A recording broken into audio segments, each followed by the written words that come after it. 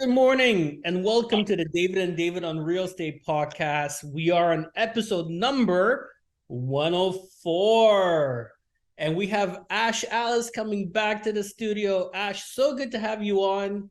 Ash is a realtor at Sutton Summit Realty. He owns the Ash Alice Group, runs the Ash Alice Group.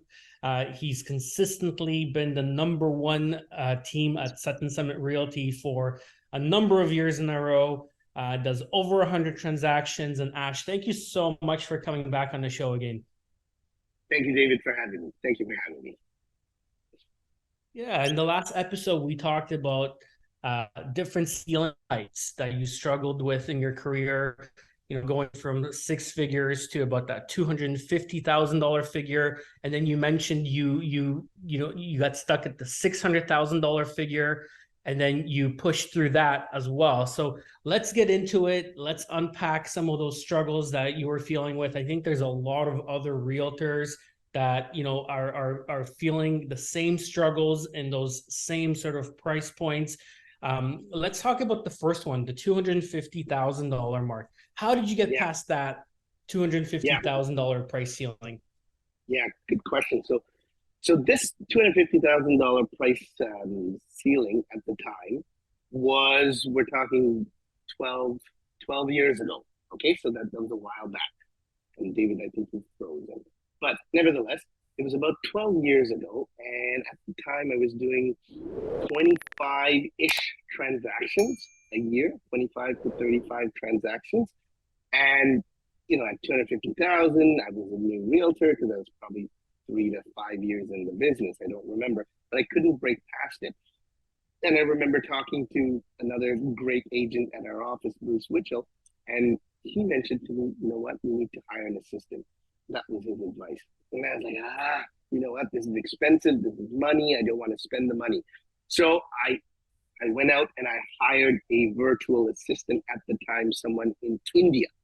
Okay. That was my, I can't hear you, Dave. I can't hear you. But let me keep talking. So I hired a virtual assistant at the time in India, and he was paying $5 an hour. I was like, "This is a great deal, virtual assistant, do all my stuff." And I remember the first problem was I said Mississauga, and he had no idea where that was. I said townhouse, he didn't know what that meant. I was like, "This is a disaster," and that was the end of that because that's me being cheap. Then I went on to hire another assistant.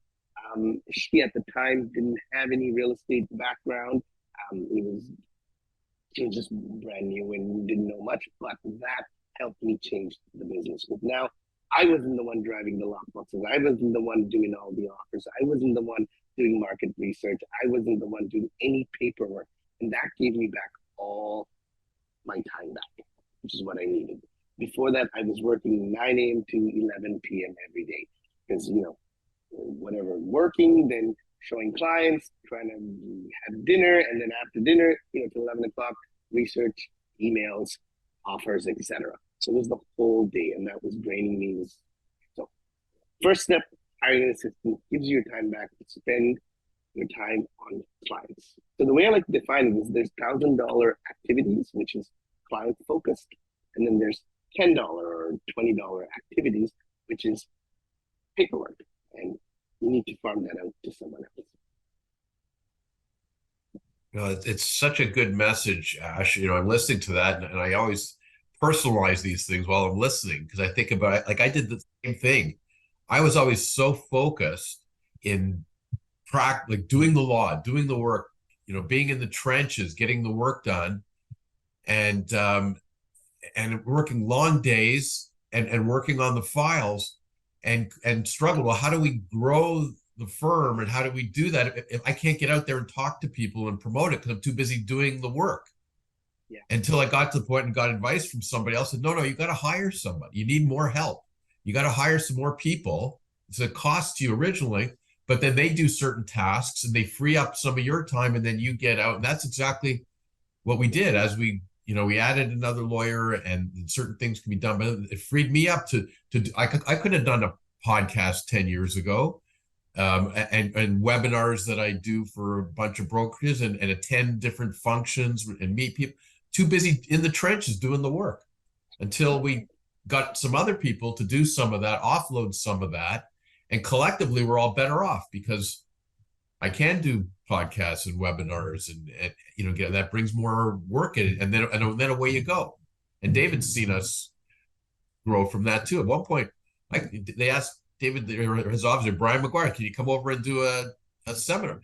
No, I can't. I'm too busy. I got to get these deals closed. Yeah. When the reality is not better off going to do the seminar and talking to 25 agents. We're going to send work. I mean, our job is marketing, right? We're salespeople, we're marketers. So if you don't have the time to market, then you're not going to grow.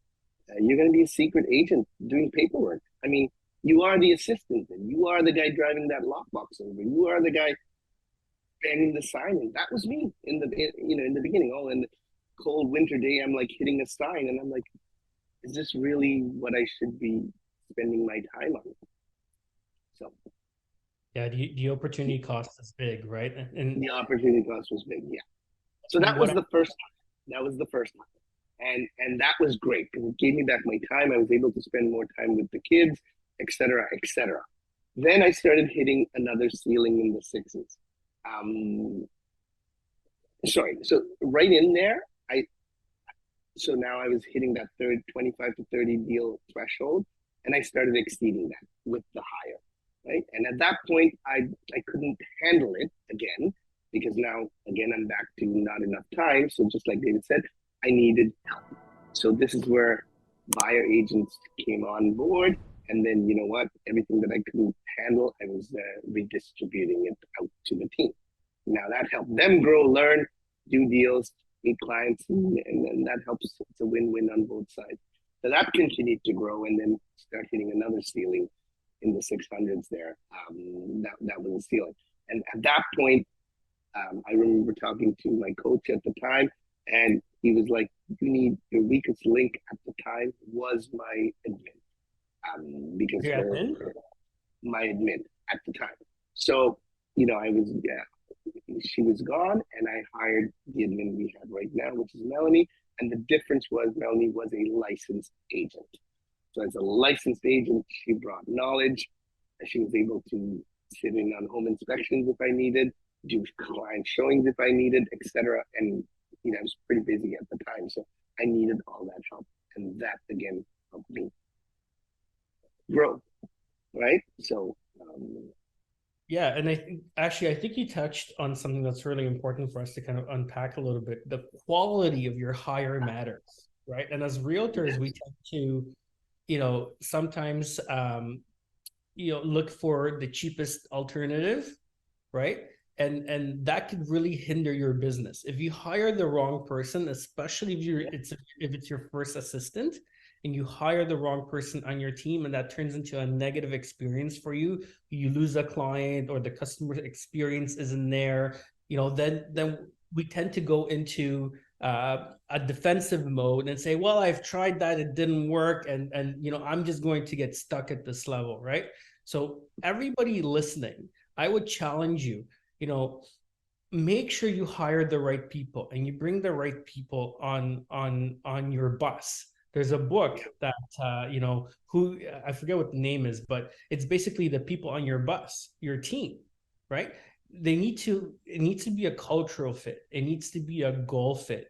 It needs to be a personality fit. It needs to be a work ethic fit. There's a lot to consider there, right?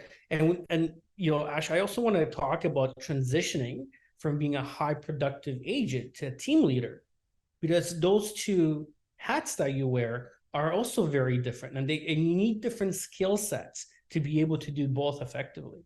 So how did you transition from being like a high performance agent to now being a team leader?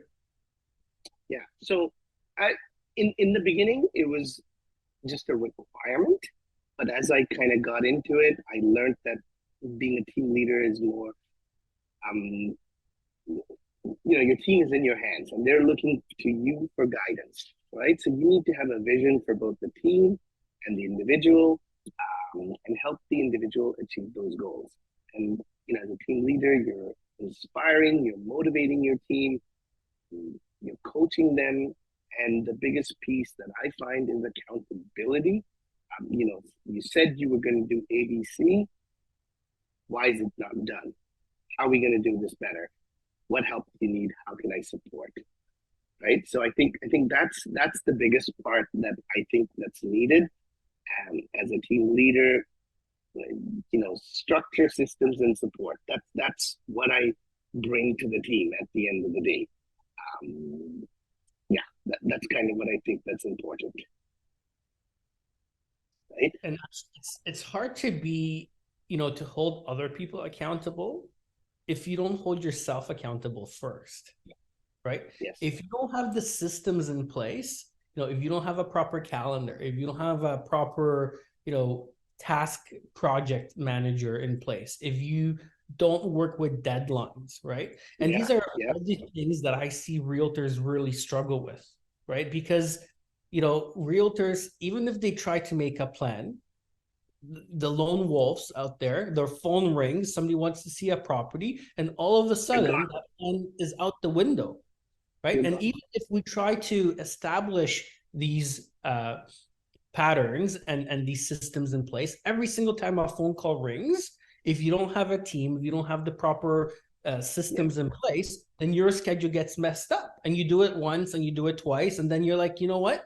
My phone rings. That's a priority. Why bother scheduling? Why bother prioritizing? My schedule is going to go out the window anyways. So I'm going to go with the flow.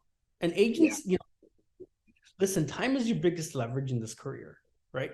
And if you can consistently do the things that are going to make you business and work, then time is a multiplier. Like, I've been in the business for 14 years. You've been in the business for, a similar amount of time. If you started on day one with your CRM, where would your business be today? There's a lot of veteran agents that have been in this business for a really, really long time. And they're still, they still don't have the proper system set up. Yeah. Yeah. No, I agree. I mean, even with me being accountable, yes, I need to be accountable. And my admin, Melanie, I'm sometimes accountable to her. I'm like, okay, I need to make sure I do A, B, C, D, E. Check in with me. And then she's on me every day. And I feel like an idiot when she's asking me, did you make those calls? And I didn't, because, life gets in the way. I'm not going to lie. I'm not perfect. Life gets in the way. I've been sick for about a month. But you know what? You need to do it, right? If you want your business to survive. And project management, what we use there, it's a thing called Trello, Trello. No trouble, very well. Trello, amazing project management. So I have a to done, doing, done board, and then I'll put stuff on there, and then I'll have my projects. We want to get Christmas party out next month, or a movie event, or whatever it is, and we're working steps to it. It's amazing on a project management basis. And again, when you have a team, you're booking a Christmas party, you need to come up with the idea, and then different people are delegated different tasks. For one person to go book a Christmas party for 300 people, that's going to take me a month. My time is more spent with a client. I've got invites going out. I've got follow-ups, food being booked.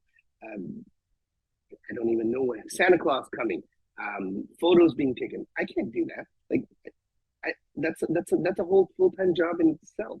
So our admin number 2 would take that over, right? And she's responsible to run with that whole program. But you know what?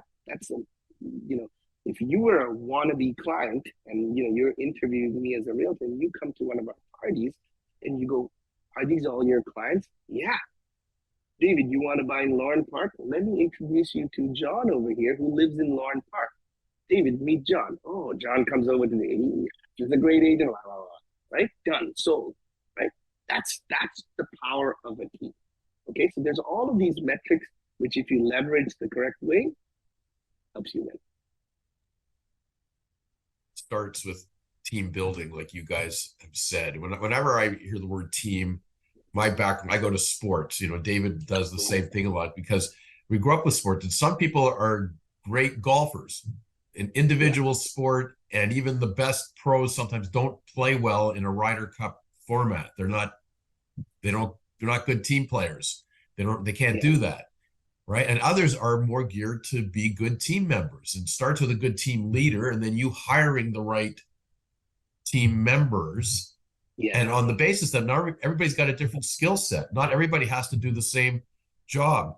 Everybody can do what they do, and get them to do what they do as well as they can do it, and let them progress and be part of a team and feel comfortable as part of a team. Some people just aren't happy sharing their knowledge with others. Actually, I see a lot of people, successful agents like you, and they say, no, I don't want to bring on the next young agent. I don't want to tell him maybe he's going to steal my clients, or that type of thing. So if you have that type of attitude, you're not going to be a team leader, and you can be a very successful lone wolf, right? But it's not for everybody. You have to have the right personality to lead, and then, like you said, you got to delegate and accept that there's gonna be some baby steps with whoever you're delegating to, but you got to let them do it with guidance and be available for them, like you said. So That's right. Right. And I learned my lesson, right? So I was $5 assistant, then I took it up to the next assistant, and then the one that's licensed. And there's a huge difference in there. Now the cost increased,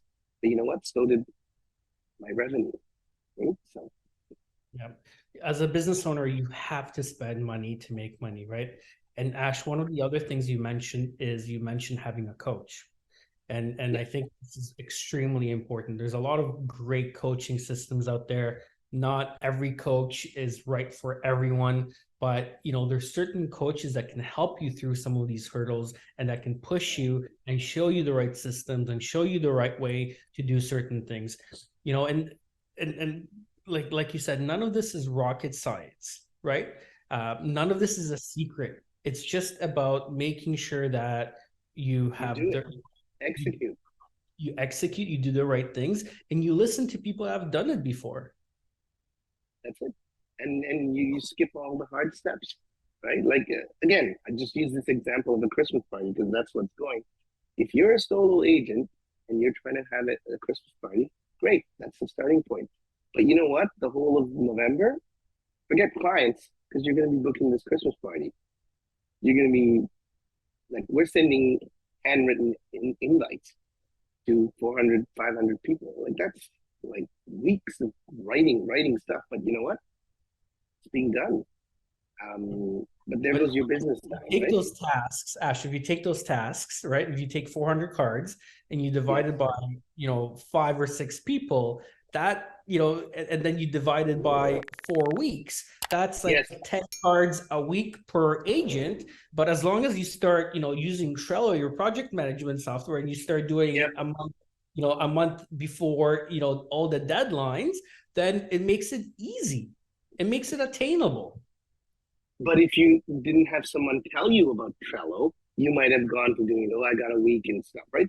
So I think that's the help that comes in with the coach. They're like, okay, you know what? I know someone who did this, use Trello, break it down into 5 cards a day, whatever it might be.